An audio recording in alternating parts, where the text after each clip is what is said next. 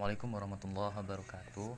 Saya Muhammad Nizam. Saya akan membahas tentang aplikasi persamaan diferensial, lebih utamanya pada pembahasan terhadap temperatur. Nah, pembahasan pada temperatur ini ada dinamakan hukum pendinginan Newton. Nah, hukum pendinginan Newton menyatakan bahwa laju perubahan suhu suatu benda sebanding dengan perbedaan suhu benda itu sendiri dan suhu di sekitarnya.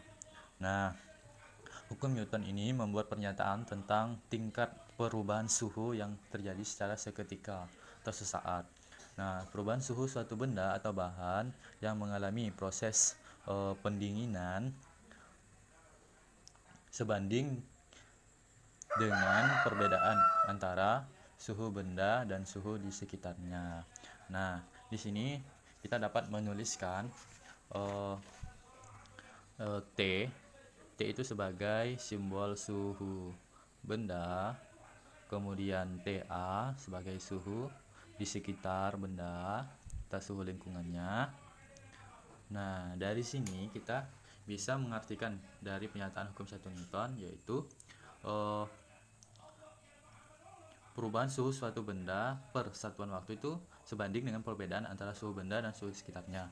Nah, di sini kita bisa melihatkan dt atau perubahan suhu per satuan waktu sama dengan K dikali perubahan atau perbedaan suhu antara suhu benda dan suhu lingkungannya, berarti selisih antara suhu benda dengan TA. Anggaplah TA sebagai suhu di sekitar benda.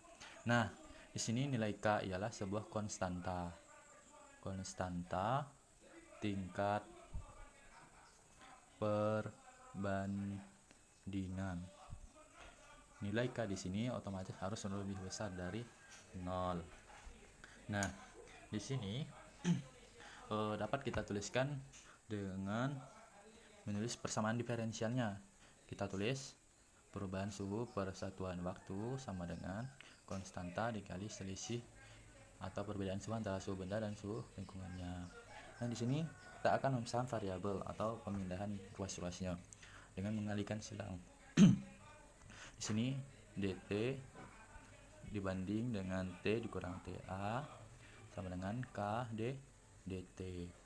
Nah, di sini kita dapat memindahkan ruas yang kdt ke sebelah kiri. Nah, berarti dt per t dikurang ta dikurang dengan k dt sama dengan 0. Nah, ini hanya pemindahan ruas saja, tidak mengubah dari arti atau makna dari sebuah persamaan. Nah, kalau udah di sini kita bisa mengintegralkan kedua buah operasi ini dengan mengasih integral dt per t dikurang ta dikurang integral k dt sama dengan 0. Nah, integral dari dt per t dikurang ta itu sendiri ialah hasilnya ln t dikurang ta dikurang integral dari k dt ialah kt sama dengan 0. Nah, 0 di sini bisa adalah merupakan sebuah c atau konstanta. Berarti bisa kita tuliskan juga ln t dikurang ta kurang kt sama dengan c. Nah, ini operasinya bisa kita pindah-pindahkan menjadi ln t dikurang ta sama dengan c ditambah kt. Nah, kemudian bentuk yang ini bisa kita ubah ke dalam bentuk epsilon dipangkatkan hasilnya ini, berarti pangkat ln t dikurang ta sama dengan epsilon c ditambah kt. Nah, di sini yang ruas sebelah kanan bisa kita pecah lagi, epsilon pangkat ln t dikurang ta sama dengan epsilon pangkat c dikali epsilon pangkat kt. Nah, di sini bisa kita sederhanakan ini karena yang dipangkatkan sama-sama ini salah satunya bisa kita coret, yang ini sama ini. Tersisalah ln t dikurang ta sama dengan